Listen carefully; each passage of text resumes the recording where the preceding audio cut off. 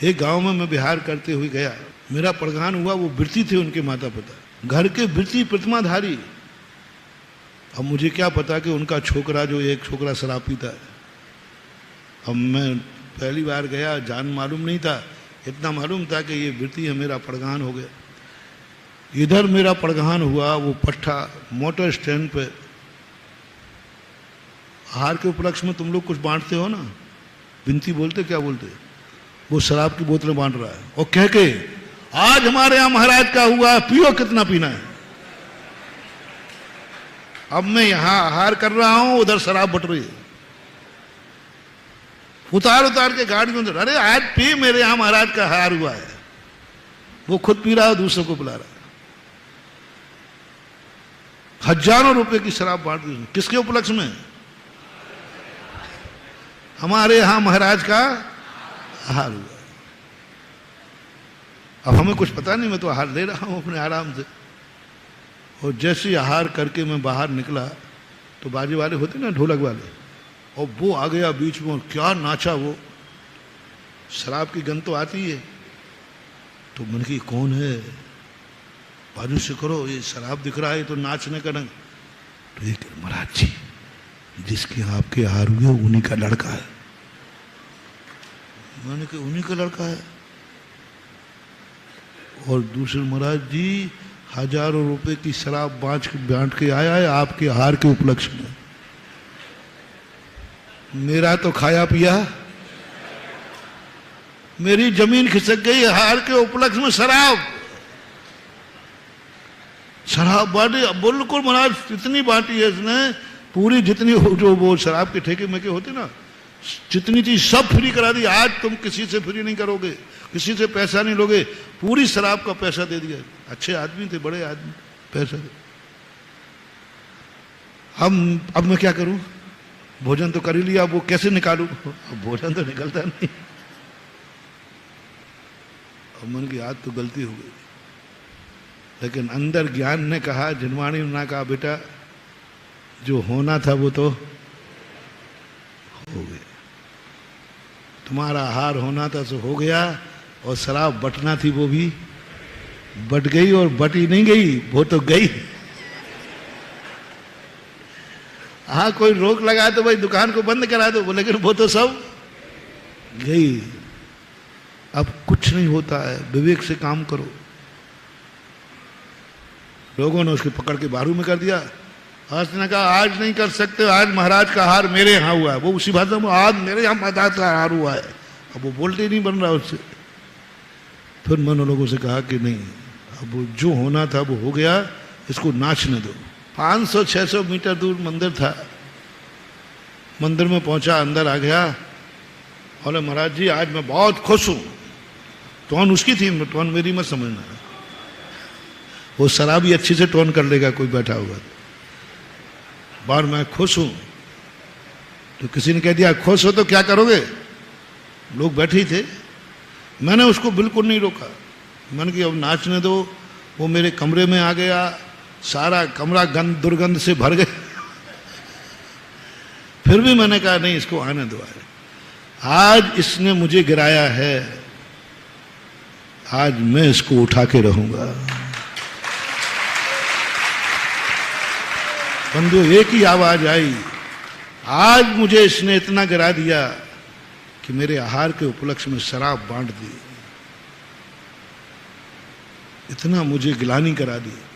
मेरा मन गिलानी से बस चलता तो मैं उस समय पूरे अन्न की उल्टी कर देता। इतनी गिलानी हुई मुझे। आज इसने मुझे, इसके पाप कर्म का उदय है, मेरे पाप कर्म का उदय है, या इसके पुण्य का उदय है? समझना, मेरे मन में जो मेरे पाप कर्म का उदय है या इसके पुण्य कर्म का उदय है, आज ये परीक्षा होगी।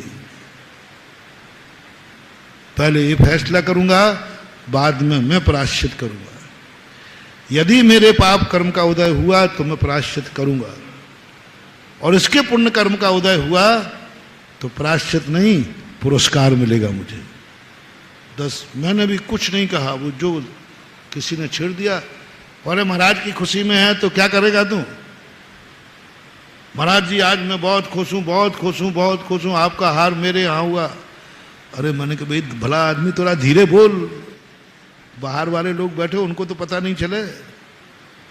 नहीं लेकिन वो तो बोले जा रहे। तो किसी ने कह दिया क्या करेगा? बोले महाराज जी जो कहेंगे वो करूंगा। निकल गए उसकी धुन में। तो एक ने कह दिया महाराज जी कहेंगे मुनि महाराज बन जाओ, बन जाएगा? बोले हाँ बन जाओ। वो तो कपड़े उतारने लगा। वो तो तुरंत बिल्कुल बैठा था। बोले हाँ अभी महाराज जी से कहलवाओ, मैं अभी हाल कपड़े उतारता हूं। उसने शर्ट के बटन खोल दिए। मैंने गली मत रही, पैंट के नहीं खोले हैं तो शराबी का क्या भरोसा, पैंट खोल देता। अरे मैंने कहा नहीं रुको रुको, अभी मैंने नहीं कहा है। मैंने नहीं कहा। हाँ महाराज ने नहीं कहा है। उसने बटन लगा लिए। महाराज कहें तो बन जाऊंगा।